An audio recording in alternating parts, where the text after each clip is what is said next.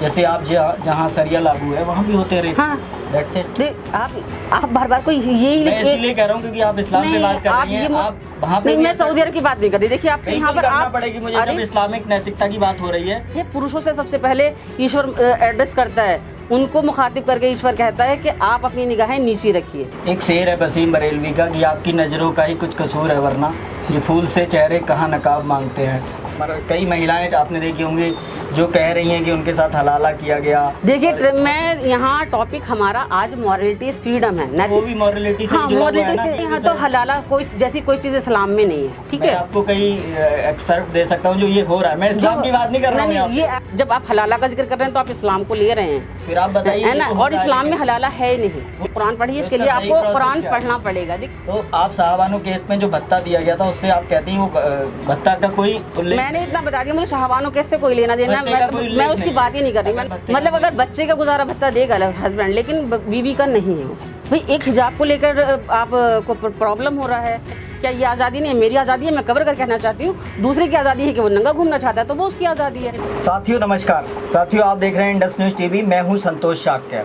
साथियों बहुत ही महत्वपूर्ण विषय पर बात करने वाले हैं और हम बात करने वाले हैं जो मॉरलिटी है, आज जो नैतिकता है उसका कैसे पतन हो रहा है, कैसे समाज उससे पीछे जा रहा है। इस विषय पर बरेली में एक बड़ा प्रोग्राम आयोजित किया गया है और प्रोग्राम जमाते इस्लामी हिंद के द्वारा आयोजित किया गया है। और मेरे साथ इस समय जमाते इस्लामी हिंद महिला विभाग जो है उसकी यूपी बेस्ट की प्रदेश सचिव आरफा खातून जी हैं।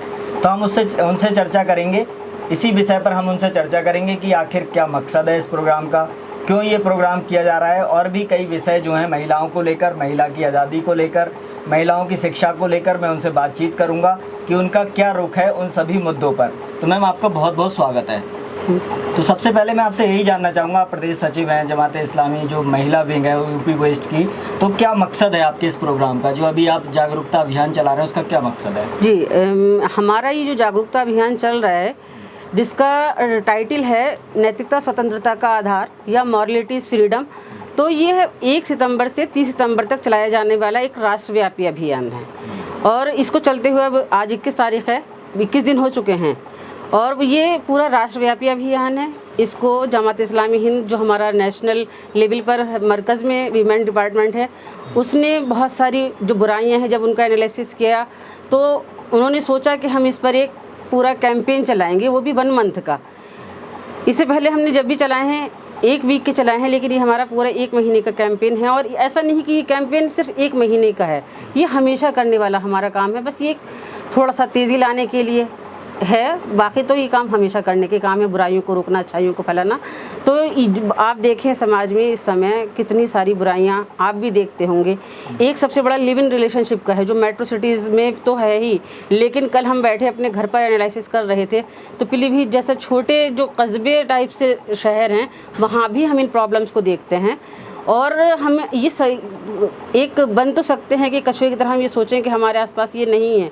कुछ लोग ये कह सकते हैं कि हम इसके एड्रेस ही नहीं है, लेकिन देखें तो ये मसला हमारे सबके पास बहुत तेज़ी से आता चला जा रहा है। तो इसकी वजह से जो है फैमिली जो है छिन भिन हो रही हैं, टूट रही हैं।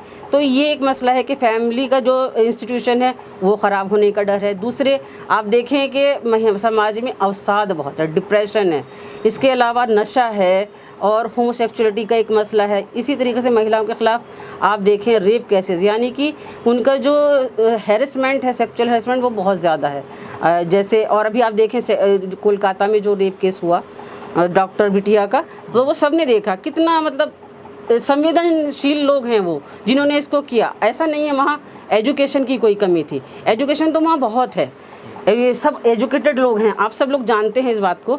लेकिन कमी किस चीज़ की है? मॉरलिटी की कमी है, नैतिकता की कमी है, यानी कि मॉरलिटी क्राइसिस है। और इसी तरीके से अगर आप देखें आत्महत्या का रेशो कितना ज़्यादा बढ़ा है, सुसाइड का, बच्चों पर कितना ज़्यादा डिप्रेशन है और नौजवान तबका ज़्यादा जो है डिप्रेशन की वजह से सुसाइड की तरफ जा रहा है। सुसाइड बहुत ज़्यादा रेशो उसका बढ़ा है। और ये सुसाइड क्यों है? अपने आप को नुकसान पहुंचाना, जबकि कोई भी जो सभ्यता है वो ये नहीं कहती कि खुदकुशी, कोई आत्महत्या कोई बहुत अच्छा काम है, किसी में भी ये नैतिकता की श्रेणी में नहीं आएगा। तो नैतिकता एक ऐसा ज्वलंत मुद्दा है जो पूरे हिंदुस्तान है, जो पूरा भारत है, उसके जितने भी वर्ग हैं, जितने भी समाज हैं, सबके लिए ये समस्याएं बहुत ज्वलंत हैं, बर्निंग टॉपिक्स हैं ये सोसाइटी के। तो इस बारे में अवेयर करना और उनके निदान की कोशिश करना पूरे समाज का कार्य है। जैसे आपने बताया कि ये जो कारण है, आप मान रहे हैं कि ये सब नैतिकता के कारण है, तो आप क्या नैतिकता सिखा रहे हैं लोगों को जिससे ये सब चीज़ें खत्म होंगी?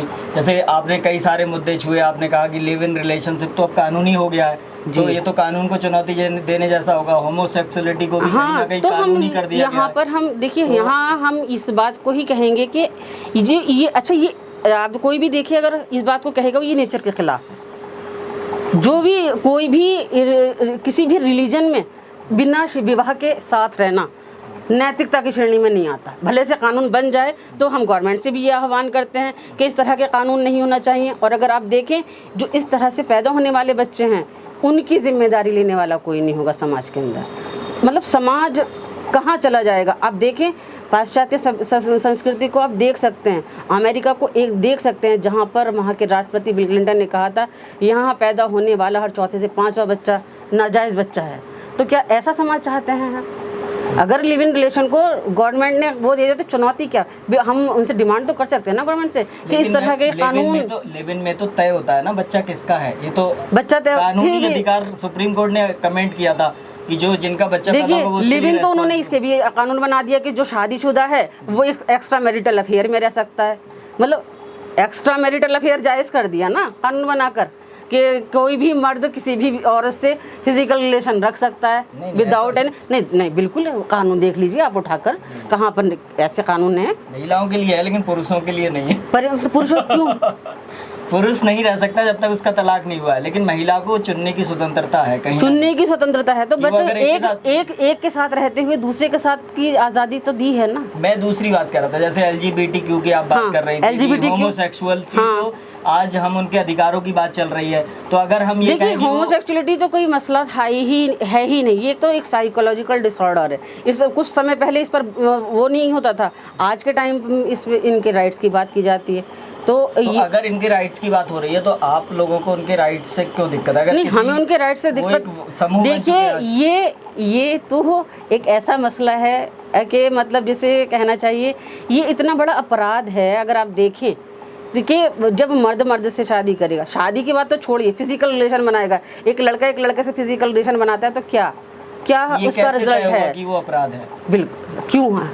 नहीं, अब देखिए अमेरिका में भी कानून है सारे ये नैतिकता के खिलाफ है। देखिए कानून कितने भी बन जाए, आप मान रही है ना, लेकिन बहुत सारे लोग इस दुनिया में हैं जो इसे अनैतिक नहीं मानते। देखिए ऑपरेशन कराकर लड़की से लड़का बन रहा है, लड़का से लड़की बन रहा है, क्या ये नेचर के खिलाफ है ना सारी चीजें? ये आप मान रहे हैं। फिर से मेरे मानने से जैसे अगर रिलीजियसली भी आपको मानते हैं, आपका रिलीजन भी, लेकिन बहुत सारे रिलीजन ऐसा नहीं मान रहे हैं। कौन से रिलीजन नहीं मान रहे हैं बताइए? यूरोप में पूरा कानून बन चुका है। यूरोप का क्या रिलीजन है? जो भी है आप देखिए, नहीं आप बताएं, सारे रिलीजन है वहाँ पर, सारे रिलीजन ये मानते हैं कि ये सही है। आप बताइए ना मुझे। मैं तो कह रहा हूँ कि वहाँ पे लीगलाइज हो चुका है। आप अब इसे अनैतिक नहीं कह सकते, क्योंकि एक चीज अगर लीगल हो चुकी है फिर भी आप उसे अनैतिक ये मसला है, बिल्कुल मसला है। ये आप कह रहे हैं ना, हम कह रहे हैं ये मसला है होमोसेक्सुअलिटी, बिल्कुल मसला है हमारे लिए, क्यों पूरे समाज के लिए मसला है ये। अगर होमोसेक्सुअलिटी अगर इसको ही नॉर्मलाइज कर दिया जाए, नॉर्मलाइज किया जा रहा है जिस तरह, देखिए नॉर्मलाइज ही किया जा चुका है, इसको किया जा चुका नॉर्मलाइज। देखिए ये नेचर के खिलाफ है। आप किसी भी धर्म में रहते हो, ये नेचर के खिलाफ है। कोई रिलीजन इसको नेचर के खिलाफ ना कहे, ऐसा हो ही नहीं सकता। ये नेचर के खिलाफ है। इंसान की जो प्रकृति है, जो इंसान को ईश्वर ने बनाया है ना, उस प्रकृति के खिलाफ है। चलिए ये आपका मानना है। मैं फिर से वही कहूँगा कि कानून बहुत सारे देशों में बन चुके हैं। देखिए ईश्वर ने मनुष्य को बनाया, उसमें मर्द और औरत बनाया, और जब मर्द और औरत को बनाया तो एक दूसरे विपरीत लिंग के लिए अट्रैक्शन रखा। जब अगर मर्द से शादी करेगा तो फैमिली इंस्टीट्यूशन पर असरात पड़ेंगे उसके, तो फैमिली इंस्टीट्यूशन छिन्न भिन्न होगा। कानून बन गए हैं, इसे लीगलाइज कर दिया गया है, उसके बारे में आपका क्या कहना है? वो उनको सोचना पड़ेगा, क्योंकि जिस इंसान को ईश्वर ने बनाया, देखिए जो मशीन जो कंपनी बनाती है उसके लिए मैनुअल गाइड वो देती है। ईश्वर ने मनुष्य को बनाया तो मनुष्य ही तय करेगा कि उसको जिंदगी जीना कैसे है। तो अगला सवाल मेरा ये है, अभी देखिए महिलाओं के बहुत सारे इशूज चल रहे हैं। अभी भारत में ही आपने देखा 3 तलाक का इशू आया, और उसमें एक कानून भी बना जो आपने देखा संसद से पास हुआ, और जो ट्रिपल तलाक था उसे बैन किया गया। तो उस पर आपका क्या कहना है, उस पर आपका क्या मत है? वो महिला आज़ादी के लिए था या उस पर आपका? देखिए, जब हम महिलाओं की आज़ादी की बात करते हैं तो हमें बहुत सारी चीज़ों की बात करना पड़ेगी, खाली तलाक की बात मत करिए, क्योंकि तलाक इतना ना ही नॉर्मलाइज है, ना ही इतना कॉमन है जितना मीडिया दिखाता है ना। जितना मीडिया प्रॉम्प्ट करता है, दिखावा करता है कि ऐसा ये बहुत नॉर्मलाइज है, हर दूसरे घर में तलाक हो रहा है, ऐसा भी नहीं है। और हम यहाँ पर जिस टॉपिक लेकर बैठे हैं, अगर उस टॉपिक के अकॉर्डिंग अगर बात करें तो सभी धर्मों में, चाहे कोई भी रिलीजन हो, महिला सशक्तिकरण की जब बात की जाए तो जितनी इस सशक्तिकरण इस्लाम देता है या करता है, तो वो उसके बहुत सशक्तिकरण किया है। हम वीमेंस एम्पावरमेंट की बात करें तो बहुत सारी चीज़ें ऐसी हैं, अगर आप देखें कि वो चाहे पर्दा ले लें चाहे तलाक ले लें, ये चीज़ें सिर्फ ढिंडोरा पीटा जा रहा है उसके ख़िलाफ़ लेकर कि हाँ भाई तलाक का कानून बना दिया, वरना जो तलाक का कानून है वो बिल्कुल उतना ही इजी है और इतनी ही आसान चीज़ें हैं, वहाँ पर कोई मुश्किल नहीं है। ट्रिपल तलाक एक मसला नहीं है क्या कि कई महिलाएं आपने देखी होंगी जो कह रही हैं कि उनके साथ हलाला किया गया? देखिए, मैं यहाँ टॉपिक हमारा आज मॉरलिटीज फ्रीडम है, वो भी मॉरलिटी से जुड़ा हुआ है ना कि आपने अपनी पत्नी को 3 बार तलाक दे दिया और फिर जो उसके आगे का प्रोसेस है, तो ये मॉरलिटी नहीं। यहाँ तो हलाला कोई चीज़ इस्लाम में नहीं है, ठीक है। मैं आपको कई एक्सर्ट दे सकता हूँ जो ये हो रहा है। मैं इस्लाम की बात नहीं कर रहा हूँ, ये आप दे सकते हैं तो मैं यहाँ इस्लाम की बात नहीं कर रहा हूँ। हम जनरल बात कर रहे हैं जी, क्योंकि हम लोग इस्लाम पे डिबेट नहीं कर रहे हैं। महिला आजादी तो बात सुनिए, हलाला तो फिर वहीं आता है ना, हलाला का जिक्र आप वहीं कर रहे हैं। देखिए, जब आप हलाला का जिक्र कर रहे हैं तो आप इस्लाम को ले रहे हैं, फिर आप बताइए, है ना। और इस्लाम में हलाला है नहीं, हो सकता है इस्लाम में ना हो, लेकिन हो रहा है, वो हो रहा है। तो वहाँ भी उनको भी मतलब जाहिर सी बात है कि आप क्लियर है कि उनको भी इल्म नहीं है, इल्म की कमी है, या फिर अगर ये इसकी वजह से किसी एक उस पर आप वो नहीं लगा सकते कि हो रहा है। ये चीज़ें गलत ही लोग कर रहे हैं, गलत लोग हैं। और क्लियर बात यह है कि जो टॉपिक हमारा आज का है मॉरलिटी, यानी कि तरीका क्या है, जो तलाक है, जो ट्रिपल तलाक, मैं आपसे क्या कह रही हूँ, मॉरलिटी पर बात करना है मुझे आज के टॉपिक। आज मेरा, आप कह रही हैं गलत है, तो सही प्रोसेस क्या है? हलाला बिल्कुल गलत प्रोसेस है, हलाला प्रोसेस है ही नहीं। आप कुरान पढ़िए, इसके लिए आपको कुरान पढ़ना पड़ेगा। देखिए, इतनी देर के अंदर मैं आपको ये नहीं बता सकती। तलाक का जो प्रोसेस है उसमें हलाला कहीं से कहीं नहीं आता। एक्सीडेंटली अगर आप देखें, एक्सीडेंटली एक स्त्री है, मान लीजिए उसका तलाक हो गया, ठीक है, मैं आपको सही प्रोसेस बता रही हूँ। तलाक हो गया उसका, ठीक है, कोई हलाला ऐसे नहीं होगा कि आप इससे शादी कर लें, आप इसके साथ समय बिताएं और आप कल तलाक लेकर इससे शादी कर लें, ऐसा कोई कॉन्सेप्ट नहीं है इस्लाम के अंदर। इसमें क्लियर ये है कि एक्सीडेंटली फिर अगर वो तलाक हो गया, वो किसी दूसरे से शादी कर सकती है, साल 2-4 साल 5 साल जितने भी समय वो रहें, वो उसका एक्सपायर हो जाए, या तो वो हस्बैंड या फिर उससे भी किन्हीं वजह से तलाक हो जाए, तो वापस मतलब इंटेंशनली नहीं होना, वो मतलब नियत करके कि हाँ ऐसा करना है तो नहीं हो सकता, इंटेंशनली ये काम नहीं हो सकता। लेकिन एक्सीडेंटली अगर जिंदगी में दोबारा से उसको करना पड़े तो वो उससे वापस कर सकती है। कई लोग मैम कहते हैं कि लेकिन प्री प्लान अगर करके किया जाएगा, कई बार कहा जाता है। देखिए, आप तो मुझसे सिर्फ तलाक के मुद्दे पर बात कर रहे हैं, जबकि मैं पूरा एक इतना वाइड टॉपिक लेकर आई हूँ आपके सामने, मॉरलिटीज पर। अब इस्लाम पे ही बात कर रहा हूँ ना, जो उनके मुद्दे हैं। तो तलाक वाला ही मुद्दा एक आपको बचा है कि इस पे तो हम बहुत बार बात कर चुके हैं ना। पूछूंगा, बहुत सारे सवाल आएंगे, मैं इसलिए पूछ रहा था क्योंकि सरकार ने इस पे, हमारे जो संसद है उसमें कानून बना। देखिए, सरकार जितने कानून बनाती है वो सारे हमदर्दी में नहीं बनाती है ना। वो सारी पॉलिटिक्स होती है, वो आपको भी पता होता है। पॉलिटिकल, हाँ, बिल्कुल पॉलिटिकल मुद्दे बनाए जाते हैं। एक और वो फॉरवर्ड भी बहुत सारी चीजें होती है ना, आपको भी। 1988 में हुआ जब राजीव गांधी जी ने कानून पारित किया, जो शाहबानो केस था, उसमें एक भत्ता दिया गया था महिला को सुप्रीम कोर्ट की तरफ से। तो उस भत्ते को लेकर आपको क्या सोच रहा है? जैसे महिला का तलाक होता है इस्लाम में, नहीं, इस्लाम में फिर कोई भत्ता नहीं है, गुजारा भत्ता नहीं है। जो जिससे तलाक हो गया, जिससे जिंदगी का साथ खत्म, उस पर कोई गुजारा भत्ता नहीं आता है। तो ये देश कानून से चलेगा या आपके पर्सनल लॉ से चलेगा? हाँ, हमारे भाई पर्सनल लॉ पर क्यों अटैक करने लगे आप? भाई आप नहीं पर्सनल लॉ पर अटैक कर रहे हैं, आप तो डायरेक्ट अटैक कर रहे हैं। अगर किसी महिला को भत्ता मिला है, आप कह रही हैं भत्ता नहीं मिलना चाहिए, तो आप महिला की जो फ्रीडम है उसे कहीं ना कहीं कम कर रही हैं। नहीं, अगर एक महिला की कहाँ से फ्रीडम हो गई इसके अंदर? भाई, जिससे जिंदगी का साथ नहीं रहा उस पर कैसे जिम्मेदारी आप डाल सकते हैं? तो क्या होगा? बच्चों का देगा, तो वही बच्चों तो था, को बस वही बच्चे ही नहीं नहीं साहबानो जो आपने थी, महिला की बात की, मैं साहबानो आपने केस महिला का की उल्लेख बात कर की। रहा हूँ, उनके बच्चे ही थे इसलिए भत्ता तय किया गया था, लेकिन बच्चों राजीव का गांधी जी ने बच्चों का उस देगा, कानून को पलट दिया। बच्चों की जिम्मेदारी ही उसी की है, बच्चों का देगा। लेकिन जब भत्ता ही नहीं देगा तो बच्चों का कैसे देगा? नहीं, बच्चों का देगा ना, भत्ता बच्चों तो का बच्चे के लिए तय हुआ था मैम, बच्चे के लिए ही होना है बस। तय हुआ था लेकिन वो पलट दिया गया था। आप उस केस को पढ़ सकती है। आप तो उस पर देखिए, आपका ये क्या जो कहना है? पूरा आपके हाथ में पूरा पैम्फलेट दिया ना, उससे रिलेटेड सवाल करिए ना। नहीं, ये उससे रिलेटेड अब सवाल आप नहीं सवाल है आप ना। ही तय कर लीजिए। नहीं, मैं कैसे तय कर लूं? तो मैं पूछ रहा हूँ, उस पर बताइए। नहीं तो मैं आप महिला से जुड़ा ही विषय नहीं, पूछ रहा हूँ। आपने तलाक ही पूरा महिला से जोड़ा अगले विषय, सिर्फ यही क्यों? अगले विषय पे भी महिला आऊंगा मैम, जी, मैं अभी बहुत अगले सारे विषय पे सवाल आए कर रहा ना। हूँ।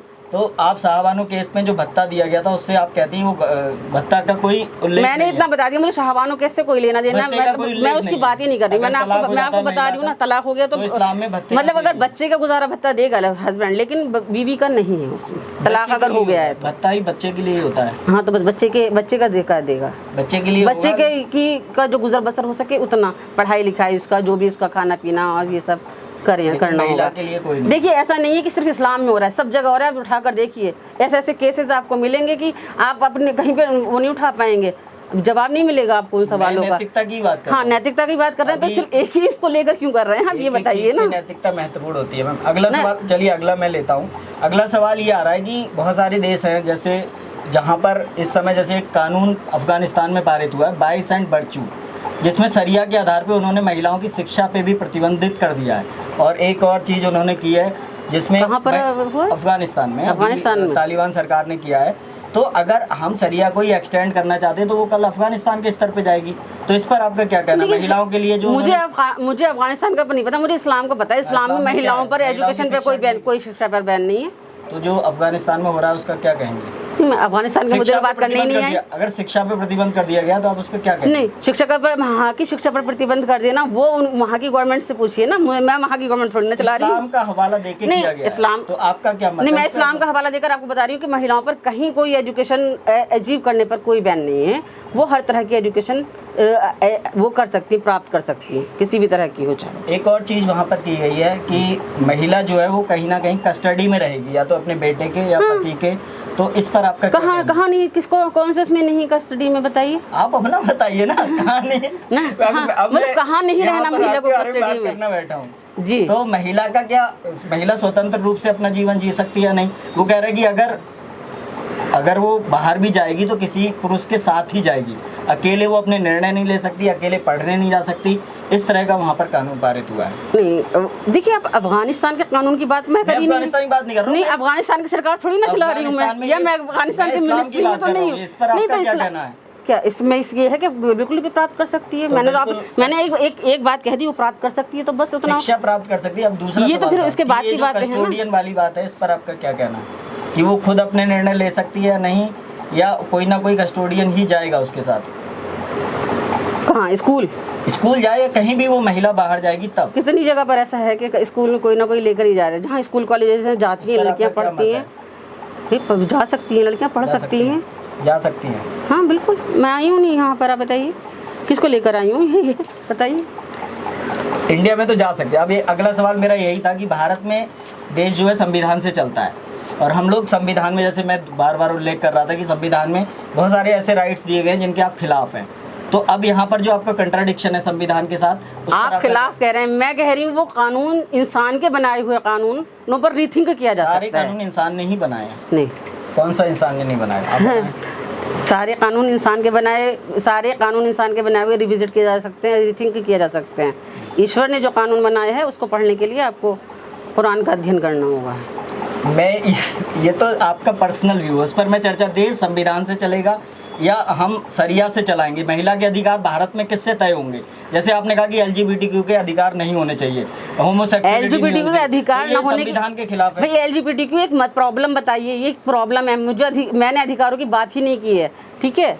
वो कानून जो भी गवर्नमेंट बना रही है वो समझें, लेकिन मैंने क्या कहा है कि LGBTQ एक मसला है, मसला है। आप भी समझते हैं ये मसला है? नहीं, मैं नहीं समझता। नहीं, आप नहीं समझते तो ठीक है ना, समझे। राइट्स होने चाहिए, मैं तो उनके राइट्स के पक्ष में हूँ, और मैं इसे मानता हूँ कि मतलब आप चाहते हैं कि एक ऐसा समाज हो जहाँ पर उनके अधिकार हैं, उनके भी मेरे भी हैं, मैं उनके अधिकारों के अंदर घुसपैठ नहीं कर सकता।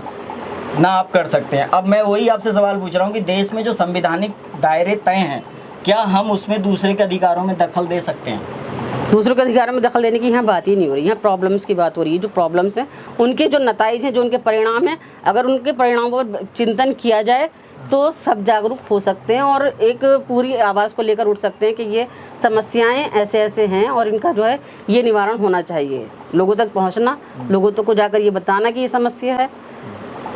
एक आप लोग और बात करें कि आज़ादी का मतलब स्वच्छंदता नहीं है, तो इसमें आपकी लिमिट्स क्या हैं, किस तरह से आप तय करेंगे? ये आज़ादी का मतलब बेलगाम आज़ादी तो बिल्कुल नहीं है। देखिए, आज़ादी यही तो आपने कहा, जो चाहे होमोसेक्सुअलिटी हो, चाहे वो लिव इन की बात हो, तो आज़ादी का मतलब आज़ादी बेलगाम आज़ादी नहीं है। आज़ादी को मॉरलिटी के साथ आपको जोड़ना पड़ेगा। जब मॉरलिटी के जो लिमिटेशंस हैं और जो बैरियर्स हैं उनको लगाकर ही आप आगे बढ़ेंगे तो एक जो है स्वच्छ वातावरण होगा समाज का। इस तरीके से आप देखें कि अगर पॉर्न का जिस तरीके से एडिक्शन देख रहे हैं आप और जो बराबर रिजल्ट आ रहे हैं, जैसे अभी कोलकाता में आया, जैसे अभी राजस्थान में आया, जो भी रेप केसेस हो रहे हैं उसमें जो उन लोगों के मोबाइल की जो हिस्ट्री निकाली जा रही है, पॉर्न का एडिक्शन है उन लोगों को, पॉर्न के 100 वीडियोज़ और इतने सारे वीडियोज़ उनके मोबाइल से मिल रहे हैं। तो क्या है, ये क्या मसला नहीं है समाज का? ये भी आप कहते हैं आज़ादी है, इससे समाज खराब नहीं हो रहा, इससे बच्चे खराब नहीं हो रहे, इससे महिलाएं खराब नहीं हो रही। किस पे असर नहीं पड़ रहा? महिलाओं की आज़ादी पे असर पड़ रहा है या नहीं? एक इतनी एजुकेटेड लड़की जिसने डॉक्टरी का जो एंट्रीशिप कर रही थी उसका क्या हुआ, क्या हश्र हुआ? ये किस वजह से हुआ? किसी भी देश में हो सकता है, किसी भी देश में। जैसे आप जहाँ शरिया लागू है वहाँ भी होते रहे। हाँ, दैट्स इट। आप बार बार को यही मैं इसीलिए कह रहा हूँ क्योंकि आप इस्लाम की बात कर रही हैं, आप भारत की बात कर रही हैं, लेकिन सऊदी अरब का मैं उदाहरण देता हूँ आपको। वहाँ पे मैं सऊदी अरब की बात नहीं कर रही। देखिए, आपसे यहाँ पर करना पड़ेगी मुझे। जब इस्लामिक नैतिकता की बात हो रही है तो मुझे सऊदी की बात भी करनी पड़ेगी, मुझे अफगानिस्तान की, मुझे भारत की, मुझे सभी जगह की बात करनी पड़ेगी क्योंकि बात इस्लामिक नैतिकता की हो रही है। इसलिए आप इस बात से भाग नहीं सकते। बाकी कहीं नैतिकता नहीं है। मैंने उदाहरण दिया, आप ये बताइए, हम जो सिंपोजियम्स कर रहे हैं जहाँ पर इस तरह के मतलब उसमें विभिन्न धर्मों को हमने जो हमारे इसमें जी जहाँ पे इस तरह के नियम लागू हैं वहाँ पे भी ऐसा हो रहा है। मेरा बिंदु ये है, तो रेप को हम इससे नहीं जोड़ सकते कि सिर्फ पॉर्न से हो रहा है। लेकिन दूसरा, हम किसी के मोबाइल में तो नहीं जा सकते कि ये बंदा क्या देख रहा है। हम एक कानून की लिमिट्स तय कर सकते हैं, या तो हम पूरे देश में पॉर्न को बैन करें, तो वो तो ऐसे देश भी नहीं कर पा रहे हैं, इनके पास सब कुछ साधन है क्योंकि इंटरनेट को बैन करना आसान नहीं है। तो पॉर्न की आपके पता है कितनी कमाई है, कितना कमा रहे हैं वो लोग, मतलब जितना एक वो आप आईफोन और ये बड़ी बड़ी कंपनीज के वो लोग भी नहीं कमा पाते हैं ना, इतना पॉर्न से कमाई कर रहे हैं, बिलियन डॉलर में हो रही है। जो इंटरनेट है आज फ्री है, तो अगर हम ऐसे देश हैं जो बहुत ज़्यादा इंटरनेट सेंसरशिप, चाइना है, वो भी ये बैन नहीं कर पा रहे हैं, तो ये कैसे संभव है? जिस नैतिकता की आप बात कर रहे हैं कि कैसे संभव है? देखिए, मैं उस लेवल पे बात, मतलब आप पर्सनल लेवल पर देखिए ना, आप अगर नैतिकता को समझते हैं, नैतिकता की बात करते हैं, तो नैतिकता क्या है? कुछ आपका आचरण, जो आचरण क्या होता है, कुछ जो आदतें हैं उनको बराबर अच्छे से वो करना, उनका आदी बन जाना, तो कुछ अच्छे आचरण को अडॉप्ट करना नैतिकता है। अच्छे आचरण को अडॉप्ट करना नैतिकता है। और नैतिकता ये है, नैतिकता सच है, नैतिकता ईमानदारी है, नैतिकता हमदर्दी है, नैतिकता सिंपैथी है, नैतिकता एम्पैथी है, नैतिकता जस्टिस है। नैतिकता खाली ये नहीं है कि मतलब आप जो बात कर रहे हैं और सारी चीजें लेकर मुझे वो कर रहे हैं ना, तो वो सब नैतिकता नहीं है। नैतिकता ये सब है। मेरा काम है सवाल पूछना, मैं पूछ रहा हूँ, और आपको जब जाएंगे मीडिया से तो आपको हर तरह के सवाल का सामना करना होगा। मैं तो बहुत हार्ड क्वेश्चंस आपसे नहीं पूछ रहा, नहीं तो मैं अभी किताबें लेके बैठूं धर्म की तो मैं तो और हार्ड हो जाएगा। हम तो सिर्फ एक जनरल चर्चा कर रहे हैं। दूसरा ये है कि अब आप लोग, जैसे मैंने कहा, इंटरनेट भी हम बैन नहीं कर सकते, तो आप कैसे लोगों को करेंगे कि हम कैसे एक ऐसा देश बनाएंगे जिस मॉरलिटी की आप बात कर रहे हैं वो कैसे होगा? जैसे हमारे बच्चे, वही जो ईश्वर ने जो एक कंप्यूटर बनाया है इंसान नुमा, और इंसान नुमा कंप्यूटर जब ईश्वर ने बनाया तो उसमें ऑलरेडी उसने डाल दिया, फीड कर दिया, तो उसने जो दो चीज़ें फीड की, फलमा फजूरा व तक़वा, कि मतलब आप में डाल दी कि दो, एक अच्छाई की तरफ जा रहे हैं, एक बुराई की तरफ, दो रास्ते बताए। और ये अंतरात्मा हर किसी के पास वो है, अंतरात्मा सबके पास होती है, ज़मीर सबके पास होता है, और ज़मीर जब गलत काम करता है ना, अंतरात्मा धिक्कारती है हर किसी की। वो सबको पता है नैतिकता क्या है, सब जानते हैं। एक और सवाल आता है कि महिलाओं के लिए नैतिकता की बात होती है कि महिलाएं, नहीं, क्यों महिलाओं के लिए, पुरुषों के भी लिए, हम पुरुषों के लिए करते हैं। देखिए, नहीं, आप बात सुनिए, सवाल सुनिए। महिलाओं के लिए नैतिकता की बात होती है, महिलाओं के लिए कपड़े तय किए जाते हैं, महिलाओं के लिए कैसे क्या करना है सब तय किया जाता है, लेकिन जो पुरुष जो ये सब तय कर रहा होता है, जो क्लरिक्स होते हैं, जो स्कॉलर्स होते हैं, वो कहीं ना कहीं आप देखते हैं वो कुर्ता पैजामा कोट पैंट पहने घूमते हैं। तो अब आपको नहीं लगता कि ये कहीं ना कहीं बाइस्ड हो जाती है चीजें? नहीं, ये बिल्कुल बाइस विरोधाभासी हो नहीं जाती है। हैं। और ना पुरुष जो है ना, देखिए मैं जब मेरा आप मेरा जवाब सुन लीजिए। जी, जी। पुरुष तय नहीं करता है, हमारे लिए तो ये ईश्वर ने तय कर दिया। अगर आप कुरान की सूरह नूर 24 आयत उसका अध्ययन करें तो उसमें आयत नंबर 30 में, श्लोक नंबर 30 में अगर आप देखें तो वहाँ पर पहले गज़े बसर का हुक्म दिया गया। और गज़े बसर ये पुरुषों से सबसे पहले ईश्वर एड्रेस करता है, उनको मुखातिब करके ईश्वर कहता है कि आप अपनी निगाहें नीची रखिए और अपनी शर्मगाहों की हिफाजत करिए। नेक्स्ट आया में ईश्वर कहता है कि 31 नंबर में तब महिलाओं को एड्रेस करता है ईश्वर पहले पुरुषों को। और ईश्वर ने ये कानून बनाने वाला है, ये कानून ईश्वर ने बनाया है और ईश्वर ने कहा है पुरुषों को अपनी निगाहें नीची रखनी चाहिए। गलती से एक निगाह पड़ जाए तो पड़ जाए, दूसरी निगाह जानबूझकर स्त्री पर ना डाले कि पूरा उसका एक्सरे कर डाले। तो आपको लग रहा है पुरुष ये पालन कर रहे हैं? भाई ये देख, किसी को पकड़कर एक साथ पालन कराना हमारा वो नहीं, हमें बताना सिर्फ बता ही सकते हैं। पालन तो वो खुद अपने से करेगा ना, मानेगा तो वो खुद अपने आप अपनी आदतें खुद मनुष्य डेवलप करता है। आप उसको सही रास्ता दिखा सकते हैं, आप सही रास्ता बताने वाले हो सकते हैं, आप बुराई बता सकते हैं, अच्छाई बता सकते हैं, डेफिनेशन बताएंगे आप। मॉरलिटी की डेफिनेशन ये है, आज़ादी ये है, और आज़ादी की लिमिटेशंस ये हैं। और ईश्वर ने तय किया है, महिलाओं से कहा है कि तुम इतना इतना कवर करके रखो। पुरुष नहीं तय करेगा, पुरुष क्यों डिफाइन करेगा? और आप क्लियरिटी के साथ बता दें कि मैं छोटे कपड़े पहनकर जब एक महिला गुजरेगी, आप मनुष्य को तो छोड़ें, मैं हमारी नज़र पड़ती है तो 10 बार उस पर निगाह उठती है कि भाई ये कैसे कपड़े पहने, तो क्या पुरुष की नज़र नहीं जाएगी? और मैं ये तो साइकोलॉजी है कि मुझे इस टाइम जो है नाम जहन में नहीं है। उन्होंने कहा कि अगर महिला को ये जान ले कि जब एक महिला को पुरुष जब देखता है जिन नज़रों से, तो वो कभी अनकवर ही ना रहे, अनकवर ना रहे। एक शेर है वसीम बरेलवी का कि आपकी नज़रों का ही कुछ कसूर है, वरना ये फूल से चेहरे कहाँ नकाब मांगते हैं। तो ये है कि पुरुषों के लिए इसीलिए मैं बात कर रहा हूँ कि कहीं ना कहीं हो उधर से रहा है, लेकिन सारा कुछ महिला को ही झेलना पड़ रहा है। जो इसमें झेलने वाली कोई बात सारा नहीं भार है, नैतिकता का महिला के ऊपर ही है। नैतिकता का भार पुरुषों पर भी है। एक मैम और भी एक मामला हुआ था बीच में कर्नाटका में, हिजाब को लेकर बहुत बड़ी कंट्रोवर्सी हुई थी। कहीं स्कूलों में एक ड्रेस कोड था, तो उस पर आपने देखा था कंट्रोवर्सी हुई थी। ड्रेस कोड तो उस मामले को लेकर आपका क्या कहना है? देखिए, हिजाब को लेकर ही कंट्रोवर्सी क्यों होती है? और मतलब ये फिर ये मसला तो ये आता है ना कि यहाँ बाइज्ड है, मीडिया, एडमिनिस्ट्रेशन, सारी चीज़ें बाइज्ड हैं। भाई एक हिजाब को लेकर आप को प्रॉब्लम हो रहा है, आप फिर सारी चीज़ों पर करेंगे ना। जो आप पगड़ी लगाएं तो भी आप वो करें, कोई सिंदूर लगाए तब भी आप कहें कि नहीं ये ड्रेस कोड में नहीं है, आप ये सब लगा के नहीं रख सकते। कोई मंगलसूत्र पहन के आए तब भी आप कहें कि ये नहीं हो सकता। फिर आपको पूरे ये सिर्फ हिजाब पे क्यों कहते हैं आप? मतलब चाहे कर्नाटक में हुआ, नहीं कर्नाटक, आप मुझसे सवाल कर रहे हैं, मैं आपको सवाल का जवाब दे रही हूँ, ठीक है? नहीं, कर्नाटक में हुआ ना, वहाँ पर ये बात आई, तो फिर आपको पगड़ियाँ भी हटाना पड़ेंगी, आपको सिंदूर भी हटाना पड़ेगा, आपको मंगलसूत्र भी हटाना पड़ेगा, आपको साड़ी भी हटाना पड़ेगी। ऐसे कैसे हो सकता है कि कहना था कि क्लास में जो लड़कियां बैठें कम से कम उस समय हिजाब का इस्तेमाल ना करें, जैसा कि स्कूल प्रशासन ने कहा था। तो क्या आपका स्कूल प्रशासन से क्या कहना है? हाँ, फिर कितना पुराना मुद्दा ये मेरे सामने लेकर आए, लेकिन स्कूल प्रशासन से यही कहना है कि मतलब क्यों, मतलब महिला की ये भी तो महिला की आज़ादी है जो अपने आप को कवर करके बैठे। क्या ये आज़ादी नहीं है? मेरी आज़ादी है, मैं कवर करके कहना चाहती हूँ। दूसरे की आज़ादी है कि वो नंगा घूमना चाहता है, तो वो उसकी आज़ादी है। तो फिर आपको दोनों को आज़ादी देना पड़ेगी ना।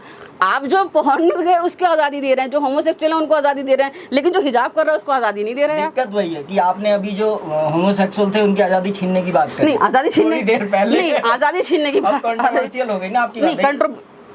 आपने कहा था ना कि वो गलत है। देखिए, होमोसेक्सुअलिटी एक बीमारी है, बिल्कुल। ये एक सोच है, ये जो आप क्योंकि आपको इसके भयावह रिजल्ट नहीं पता है। कौन कौन से आप ऐसे स्टेप्स ले रहे हैं जिससे ये जो मॉरलिटी है जिसकी आप लोग बात कर रहे हैं, समाज में सच्चाई हो, लोग ईमानदार बन के रहें, तो कैसे ये सब होगा?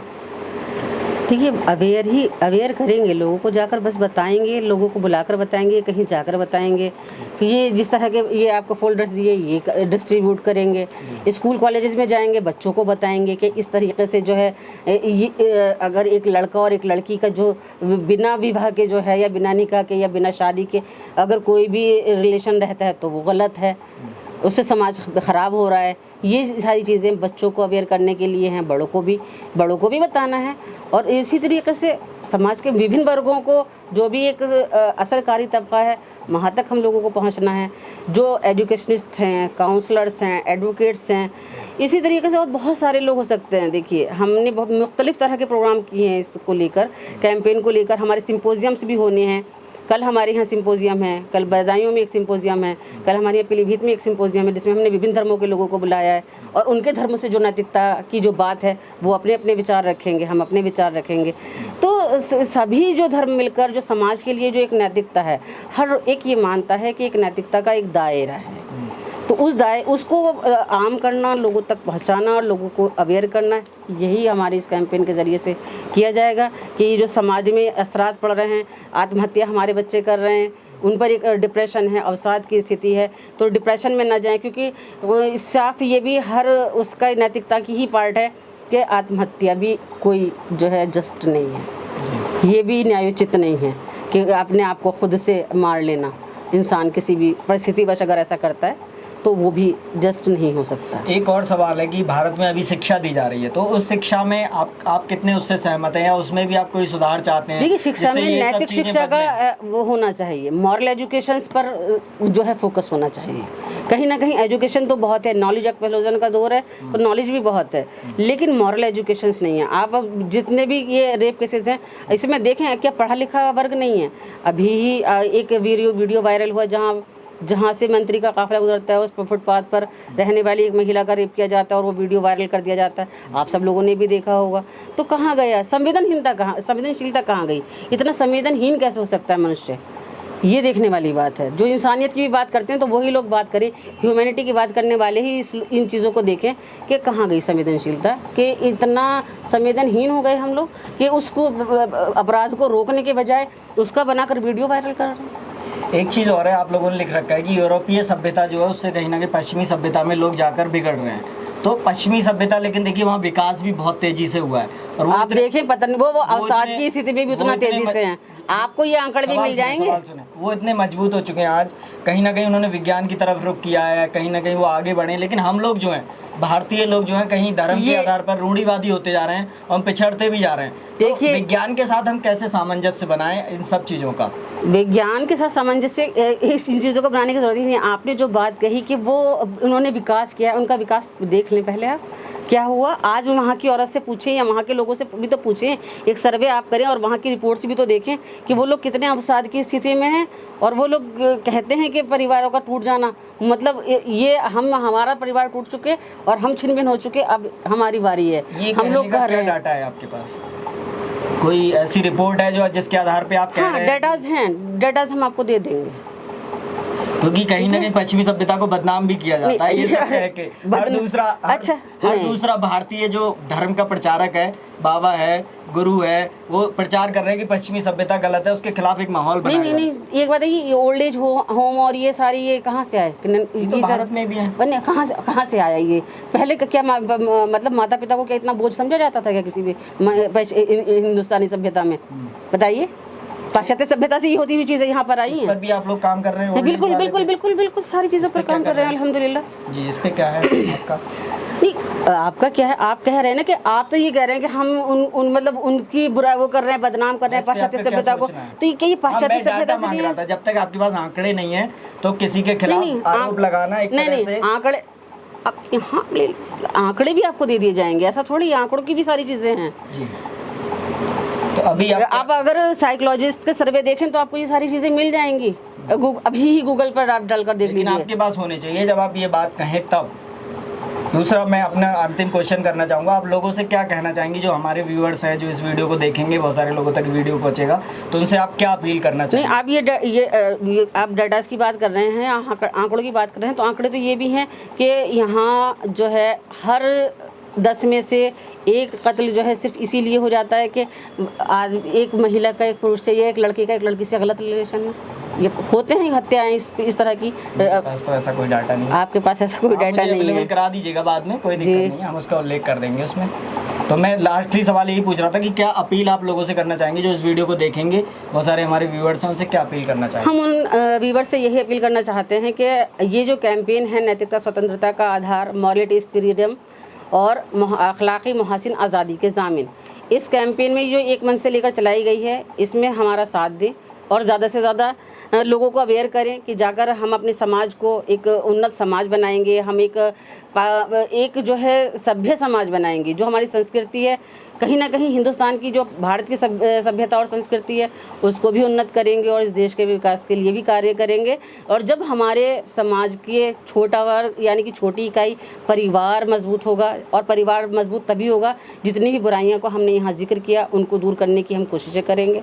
हमारे जो लड़के और लड़कियां हैं वो सही होंगे, जब हमारे बच्चे सही होंगे, हमारा यूथ सही होगा। जो यूथ गुमराह हो रहा है, नशे में है, अवसाद की स्थिति में है, सुसाइड कर रहा है, और ये जितनी भी बुराइयां इस टाइम आप देखें उनके अंदर वो मुलव्विस है, जैसे कि पॉर्न है, नशा है, तो अगर हम बच्चों को अवेयर कराएंगे कि ये इन सब चीज़ों के असरात बहुत ख़तरनाक होने वाले हैं, नशा है उससे बचना है, नशे की हालत में ही तो ये एक लड़के ने राजस्थान में रेप का केस किया। तो इन सारी चीज़ों की जब बुराइयों के बारे में और उनके परिणाम के बारे में बताकर हम अवेयर करेंगे तो हमें उम्मीद है कि हमारा जो यूथ है वो सबक लेगा। और ये लोगों तक हम पूरे आप लोगों से, सारे लोगों से ये आह्वान करते हैं कि इस मुहिम में हमारा साथ दें। मुख्तलिफ तरह के हम लोगों ने इसके ज़रिए से प्रोग्राम्स रखे हैं, सिम्पोजियम्स रखे हैं, तो उनमें भी, और पब्लिक मीट्स हैं वहाँ पर भी इसी तरीके से जहाँ जहाँ हम जा रहे हैं, जिन लोगों से मिल रहे हैं, पब्लिक मीट्स हैं चाहे वो ड्राइंग रूम मीट्स हैं, हर जगह पर हमने इसे डिस्कशन का मुद्दा बनाया है। हम ये एक डिस्कोर्स खड़ा करना चाहते हैं कि समाज में जो नैतिकता का हिरास हो रहा है, जो पतन हो रहा है, जो मॉरलिटी क्राइसिस है, उसको दूर करने की ज़रूरत है। तो दोस्तों ये थी हमारे साथ आरफा खातून जी, जिन्होंने अपनी बात हर मुद्दे पे रखी। हमने उनसे हर तरह के सवाल पूछे, महिला आज़ादी से जुड़े, भारतीय संस्कृति जो है उससे जुड़े, मॉरलिटी से जुड़े, नैतिकता से जुड़े, उनसे हमने हर तरह के सवाल पूछे। उन्होंने बेबाकी से हमारे सवालों के जवाब दिए। आप प्रदेश सचिव हैं जमात इस्लामी महिला विंग की, तो हम आपका बहुत बहुत धन्यवाद करते हैं, आप हमारे यहाँ आई, अपनी बात रखी। आप लोग देखते रहिए Indus news TV. Indus news TV के लिए कैमरा पर्सन अनुभव सक्सेना के साथ मैं संतोष शाक्य, नमस्कार।